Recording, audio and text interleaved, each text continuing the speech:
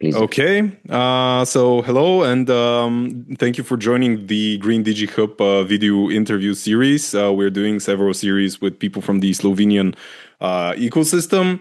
And first of all, can you please introduce yourself? What do you do actually? Yeah, so thanks a lot. Thanks for the invitation, Victor. My name is Aleš Pustovrh. I'm a professor at the University of Ljubljana, but I'm also an investor. So I'm a business angel. I invest into startup companies in my private personal capacity, but I'm also a partner at venture capital fund called Filrush Capital. So how does the Faculty of Economics help students to become entrepreneurs and founders?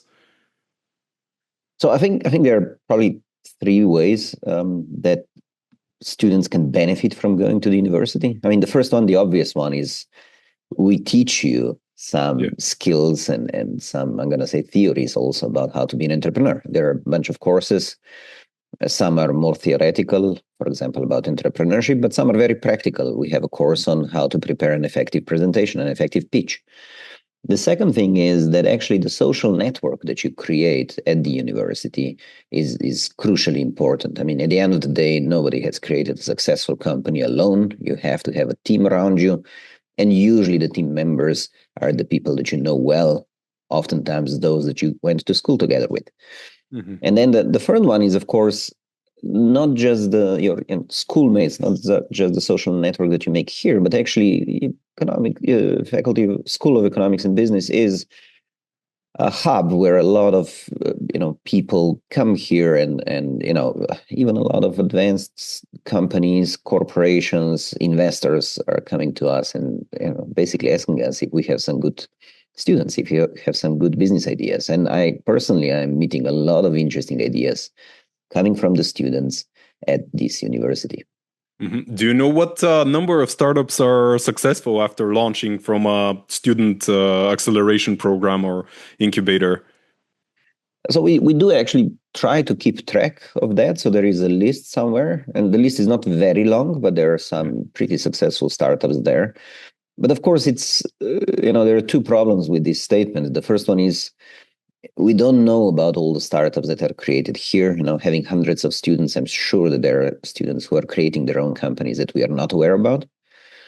But the second one is also, what is a successful company? So I know for a fact that one of our students has created a company which does have a chance, and in my opinion, it's well on the way of becoming a unicorn company. But on the other hand, we also have, students who, while they are studying, are also building their own company. I know for one example where he has 20 employees already, and he's still a student. So that being said, I think it is important to recognize that it's not just very fast-growing companies that are created here. There is absolutely nothing wrong with creating a nice little business with 5-10 employees, especially if you're still a student. I would totally argue that this is a great achievement and deserves all the respect. I would add one more group of students here. I think quite a lot of our students actually has family companies at home. So while they're not creating new businesses, they are taking over their own family business, and we see quite a lot of examples of that as well. And when they're creating these businesses, do they think of integrating, like, let's say, sustainability practices or maybe some kind of AI? Or do they just have a great idea and they try to implement it? Well, look, every startup and basically every business today is an AI business. I mean, if you are not using AI technologies today, essentially you're losing out because all of your competitors are using AI. So it's not even a question, are you using AI tech or not? The question is, to what extent are you using, and are you better at it than your competition? So for me, AI is a game changer. I think it's a technology that's gonna impact all the companies, and it's already impacting all the companies. I mean, look at a very simple example. How many of the students attending the university, writing seminar papers, doing their master thesis, how many of them do you think are using AI tools? Yeah, of course, maybe most of them, yeah. Not all of them, not most. Yeah, all of them, yeah. 100%. And so, and it's fine. It's, it's progress. It's okay. Sustainability is a hot topic. Yeah. I think a lot of time students are maybe a little bit naive in the way that, because it's a hot topic, because everybody talks about it, they believe that companies are really focusing all of their attention to, improving their sustainability.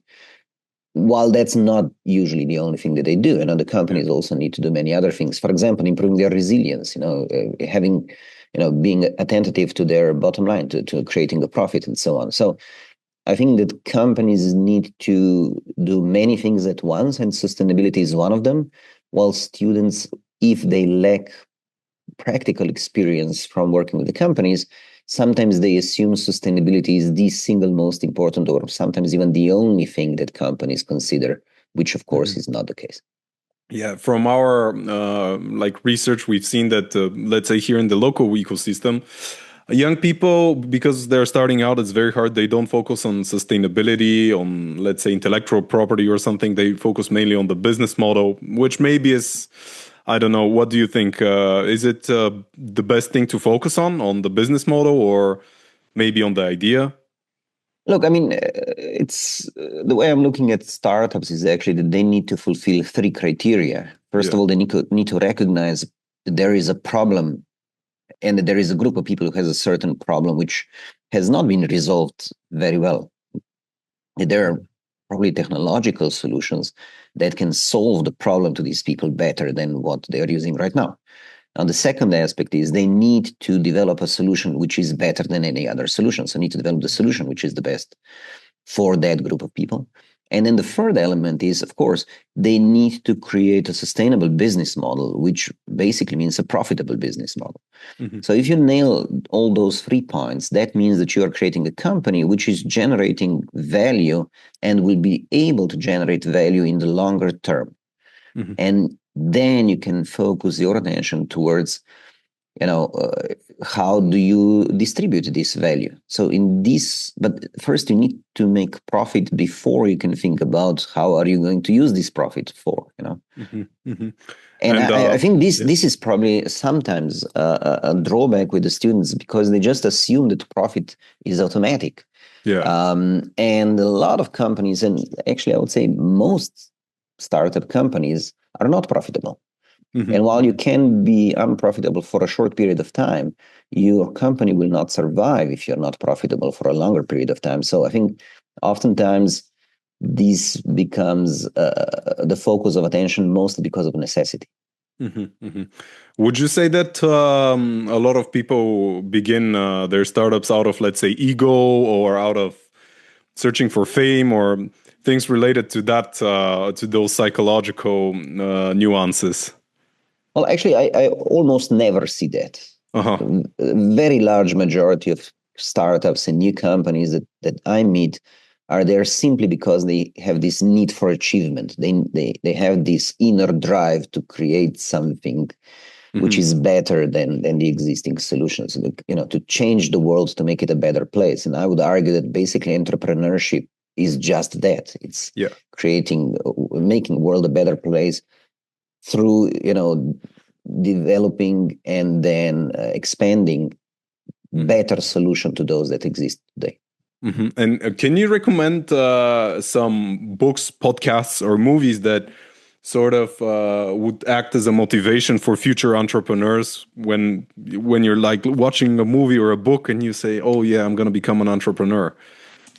Well, I mean, there are a bunch of them. Obviously, there are some very good books. I use the Facebook story, the book called The Accidental Billionaires, which was the foundation for a movie called The Social Network.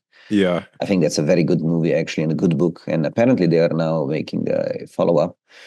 But there are many others as well. I don't want to say, you should read this or read that.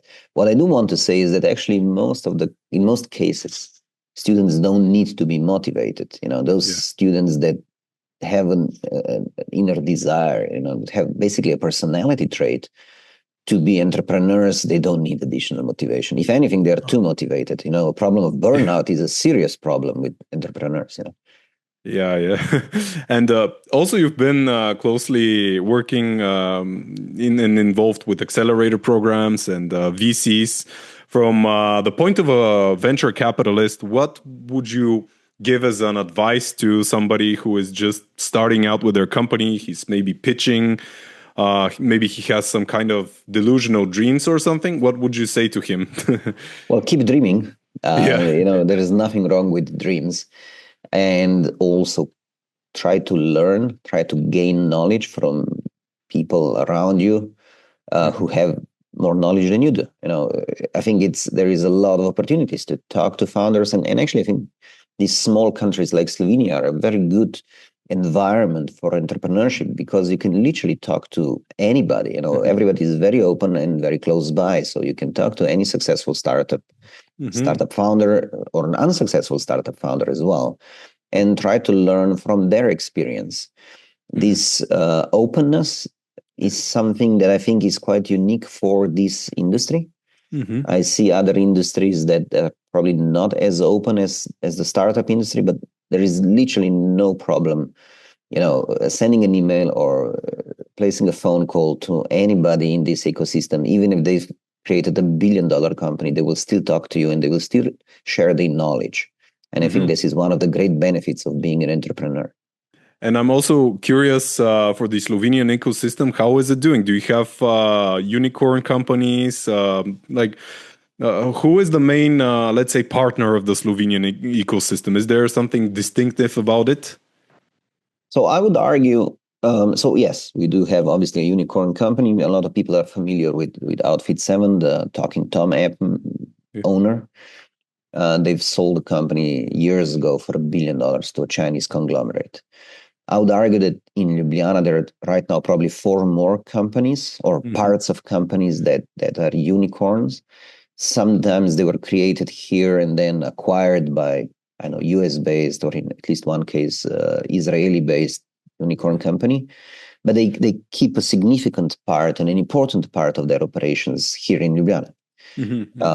And I think more are being created. I think that the ecosystem is now deep enough and broad enough that there are new companies emerging, and that a lot of these or some of these companies will succeed in creating a successful business, basically. When I look at the ecosystem, it's now developed enough that on top would be let's say a few unicorn companies, but below them there will be more companies that are growing very fast and have millions in revenue, and below them there would be an even bigger number of companies that are just starting out. So I would argue that there is this very healthy pyramid available locally, and honestly I think it's quite, I don't want to say it's unique, but I think it is a benefit for a small place like Slovenia or even Ljubljana, because most of these companies are based in Ljubljana, to have such a well-functioning ecosystem. And the very latest development is that now more and more investors are coming on board. There is now more venture capital funding available in Slovenia than ever before.